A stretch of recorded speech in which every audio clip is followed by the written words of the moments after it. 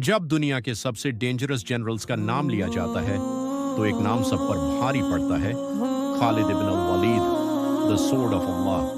कहते हैं उन्होंने 100 से ज्यादा बैटल्स लड़ी और कभी हार नहीं मानी। एक जंग में मुस्लिम आर्मी बहुत कम थी, दुश्मन हजारों में था। हर किसी को लगा आज सब खत्म हो जाएगा, लेकिन खालिद इब्न अल वालिद ने ऐसी स्ट्रेटजी यूज की कि दुश्मन कंफ्यूज हो गया।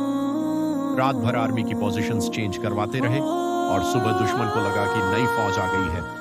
फियर, पैनिक और फिर अटैक। हिस्ट्री के ग्रेटेस्ट मिलिट्री माइंड्स भी उनकी स्ट्रेटजी को एडमायर करते हैं, लेकिन सबसे अमेजिंग बात, इतनी जंगों के बाद भी वो बैटलफील्ड में शहीद नहीं हुए। उन्होंने कहा था, मेरे जिस्म पर एक भी जगह ऐसी नहीं जहां तलवार या तीर का निशान न हो, फिर भी मैं बिस्तर पर मर रहा हूं। और इसीलिए आज भी दुनिया उन्हें कहती है द अनबीटन वॉरियर।